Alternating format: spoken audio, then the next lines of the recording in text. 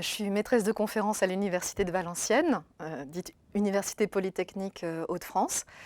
Je travaille sur l'histoire romaine dans ses dimensions sociales, religieuses, avec une approche anthropologique. J'ai commencé par une thèse sur l'écriture de l'histoire, consacrée à des historiens qui sont allés à Rome au 19e et 20e siècle, qui sont passés par une institution qui s'appelle l'École française de Rome. Et j'ai cherché à comprendre quelles étaient leurs manières propres d'écrire l'histoire. Ensuite, j'ai voulu m'intéresser à l'histoire religieuse davantage, dans l'histoire des cultes romains, mais aussi à l'histoire de certaines pratiques sociales. Et aujourd'hui, je travaille notamment sur le corps romain et ses usages, ses symboliques. J'ai aussi essayé de m'intéresser aux émotions romaines, aux manières dont elles s'exprimaient dans la société, et en particulier aux larmes, donc dans toutes leurs dimensions sociales, aussi bien dans les tribunaux, dans les rites religieux, dans les rites funéraires, mais aussi en politique. Donc c'était un objet que je trouvais assez riche et qui méritait voilà, d'être traité au moins dans les dimensions d'un livre.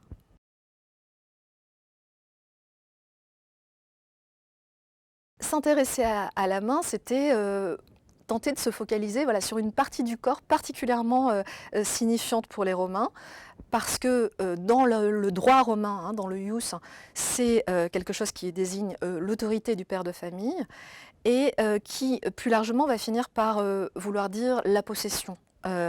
Et comment, à partir de cet univers juridique, se développe un imaginaire spécifique de la main chez les Romains.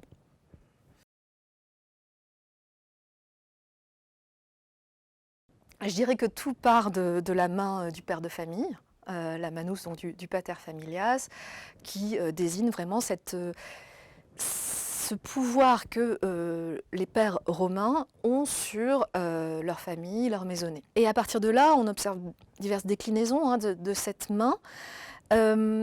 Alors, les connexions sont plus ou moins lâches, hein, plus ou moins directes, mais effectivement, après, dans cette main-possession, on va voir que on va finir par exemple, parler de la manumissio. Hein, l'affranchissement des esclaves, c'est finalement comment l'esclave peut sortir de la main de son maître. La manus iniectio, c'est le pouvoir qu'un citoyen a de forcer un autre citoyen à comparaître. Voilà, donc les mains finalement des citoyens romains, elles sont très signifiantes d'un point de vue juridique.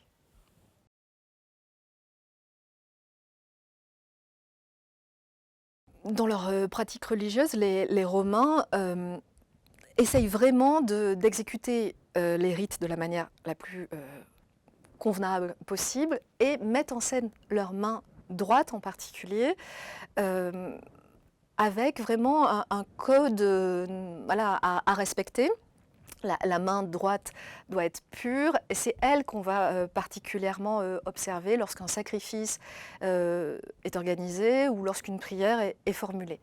Donc les mains ont une valeur sacrée, on va dire, dans la mesure où elles sont vraiment actives dans la bonne exécution des rites romains. Mais encore une fois, c'est vraiment la dextra, la main droite, qui compte davantage que sa voisine, la sinistra.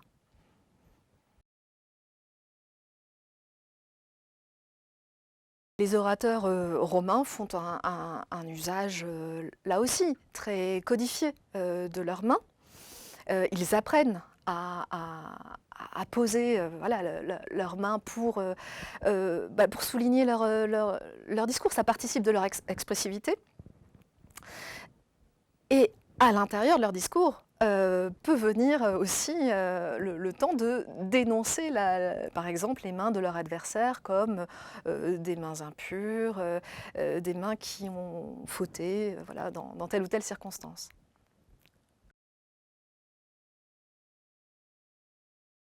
Dans certaines caractérisations morales de grands personnages, on va voir des petites notes sur la main de tel ou tel comme main défaillante, main amorale, main tenant par exemple les mauvais accessoires.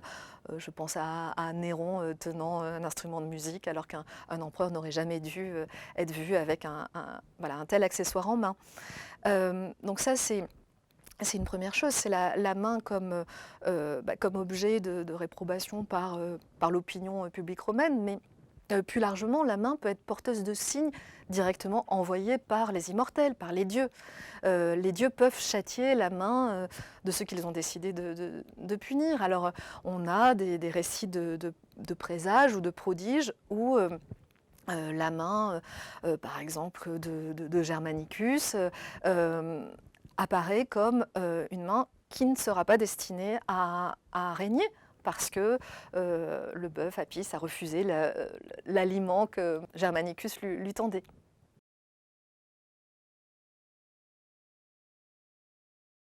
Néron fait l'objet de beaucoup de critiques dans les sources, alors même que c'est un empereur qui a dû être assez populaire de son vivant, mais déplaire à une fraction de la population. Et ses mains peuvent être critiquées parfois chez certains biographes, moralistes, historiens, comme des mains tremblantes, par exemple, qui est un signe de lâcheté.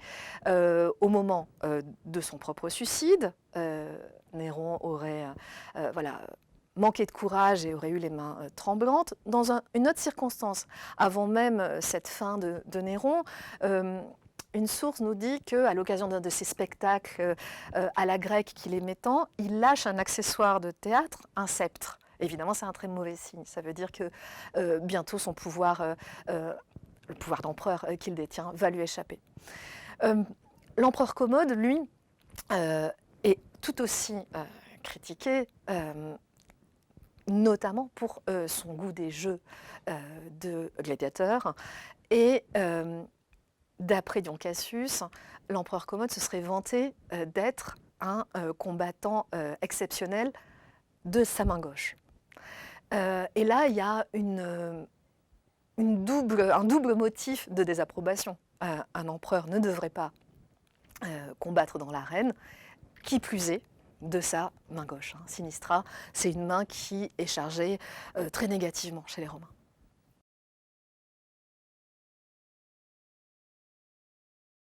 Les mains, bien entendu, relient les Romains entre eux, participent d'une sorte de grande chorégraphie sociale. Le geste de la poignée de main droite, ce que les Romains appellent la dextrarum iunctio, est pratiqué, bien sûr, dans des circonstances politiques, en particulier à l'occasion de campagnes électorales. Donc là, on a déjà quelque chose qui fait lien. On retrouve ces liens par la main, par un lien manuel dans diverses expressions de la pietas aussi, de la piété que chacun doit à tout le monde pratiquement, mais en particulier à ses proches. Alors ça peut être la main que l'on tend à quelqu'un qui va mourir. On a des textes qui nous décrivent ces dernières heures de Romains qu'on ne connaît pas par ailleurs, mais leurs épitaphes nous disent que, par exemple, un mari a tenu la main de sa femme jusqu'à sa mort, donc pendant toute son agonie. Dans le mariage aussi, on retrouve visiblement des liens entre époux qui vont se matérialiser par des échanges de main droite. Alors, est-ce que c'était quelque chose qui était nécessaire dans le rite même du mariage ? Ça n'est pas certain. Le tout est que sur des reliefs représentant des époux, on va retrouver souvent cette poignée de main qui peut signifier donc une concorde entre mari et femme, un état de bonne entente.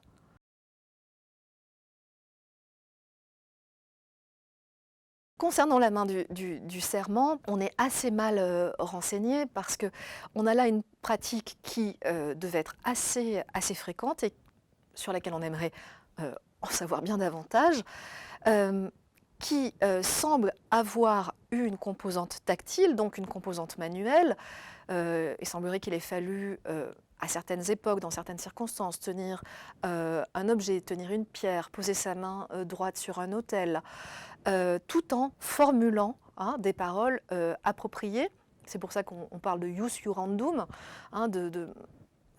formule à formuler, c'est assez difficile à traduire pour désigner le serment. Le tout est que les pratiques juratoires paraissent s'incarner dans la main droite, en particulier cette main droite qui, par ailleurs, signifie la bonne foi, hein, la fides, qui elle-même présente des liens de concordance avec le droit. Donc on a là un réseau symbolique qui fait sens.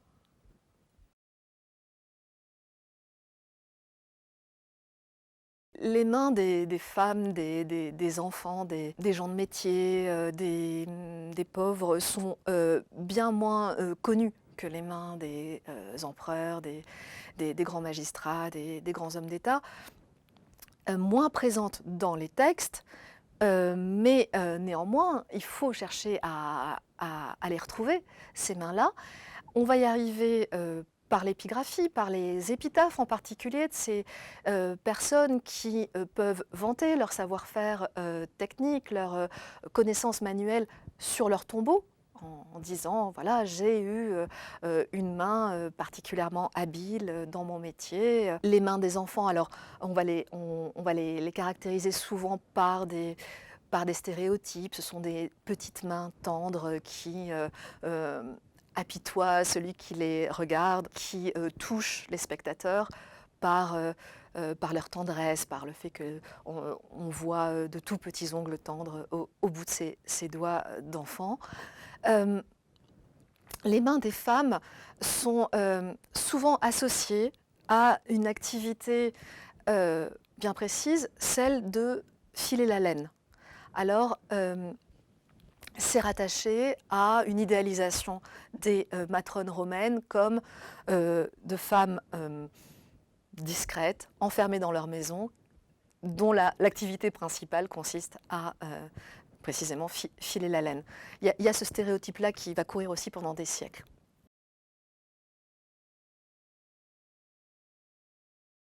Le stéréotype des mains calleuses, on le rencontre à travers les siècles dans diverses sources.